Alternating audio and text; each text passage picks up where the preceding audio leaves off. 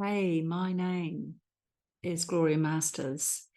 I am a survivor of 16 years of child sexual abuse, trafficking, loads of child sexual abuse materials, including over 100 videos were made, many images, photos out across the world.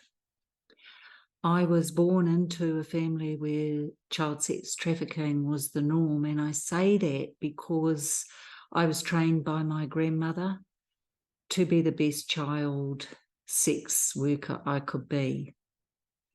My father leased me out to his friends, extended family, Freemasons, and gangs. I was largely ignored by my mother. She was what I consider a wounded narcissist. She was not available to me or interested in me in any way, shape, or form. In fact, the thing I could say about her that I felt the most in her presence through my first 16 years of life were these: I'm just in the way. With my father, I would call him a deranged psychopath. He tried to kill me many times. He was an alcoholic. He was into serious drugs. And he was also a psychological terrorist.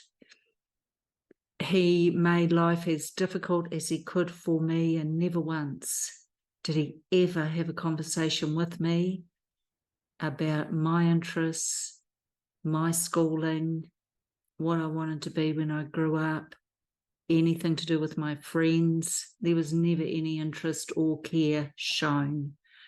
So I was trapped, you see, between a rock and a hard place. I had a mother who didn't want to know, which actually helped lay the foundation for the abandonment and neglect I experienced, and therefore the abuse. And to me, where neglect and abandonment live, abuse will always find a home, and it certainly did in ours.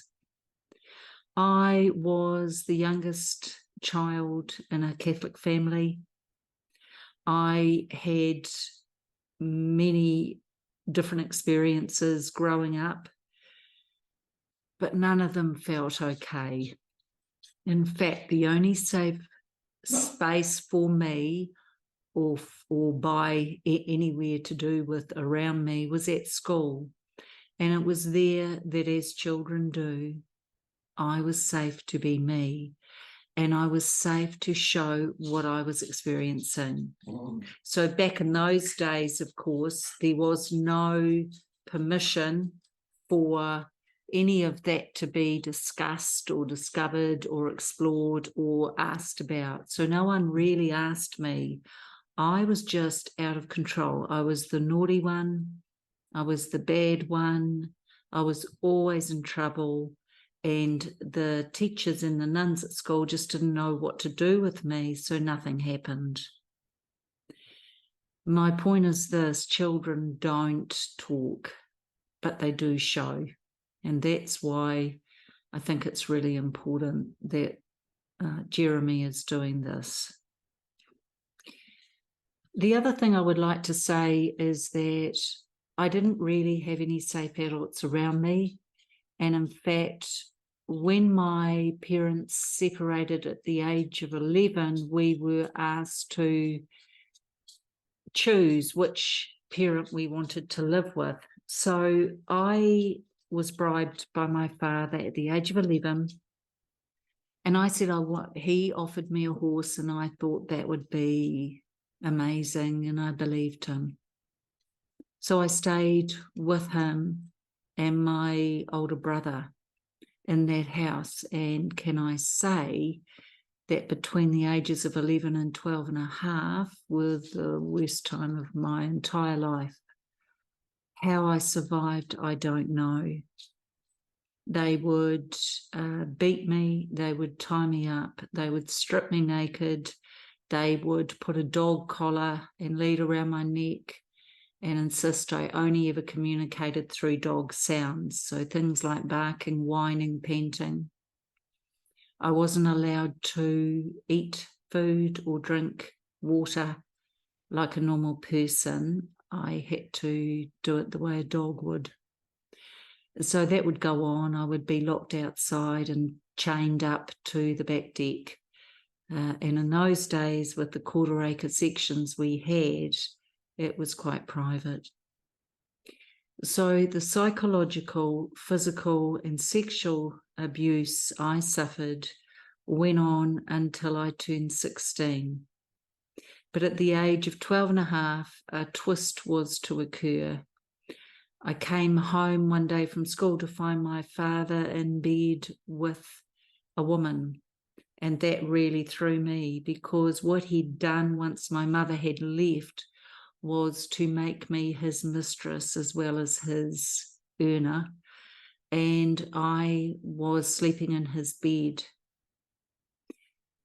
The shock I felt and the trauma I experienced through discovering this other woman was a whole other level. I turned and I ran to my mother's house. It was there that she, for the first time and only time in my experience growing up, asked me what was wrong. When I explained what had happened, she rang the priest, she rang the local bishop, and she talked to them and apparently said the following words: "Get her out of the house. It's not safe to be there with an adulterer."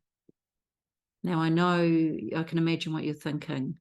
It's safe for her to have been there with being sexually abused, least, having to perform in all these sexual abuse materials, as in videos, and having forced abortions on me once I became pubescent, as well as performing at clubs and for gangs. So no, apparently that was all okay, but in the eyes of the Catholic Church, adultery was a sin and it wasn't right for me to be there. So I got removed.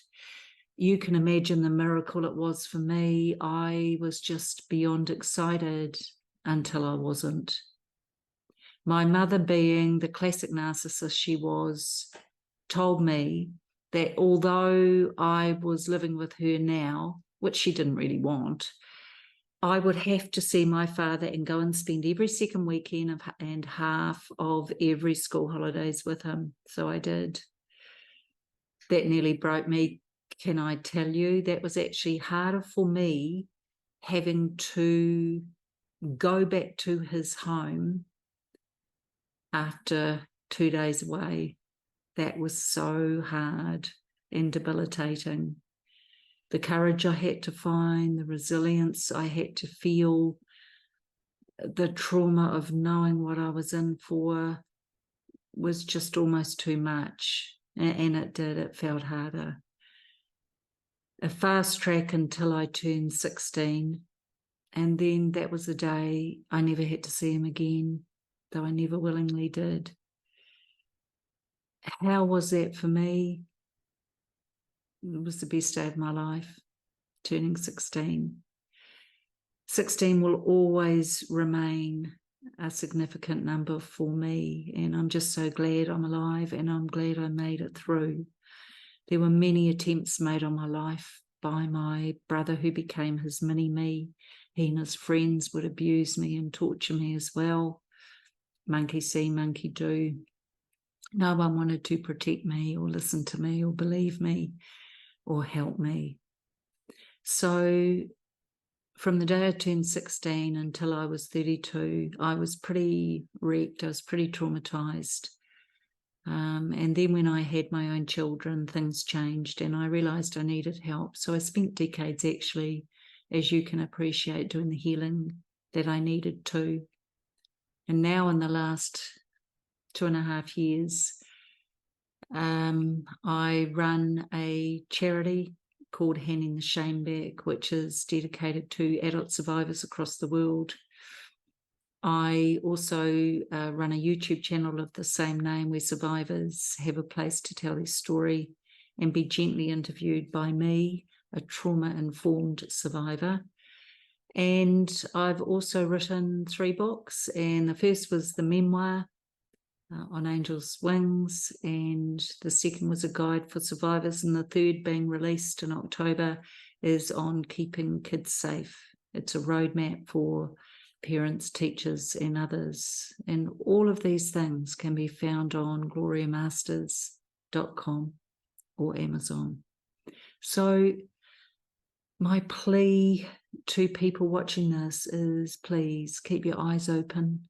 Children won't speak, but they will show. And finally, if you're a survivor, I see you, I stand beside you, and I believe you.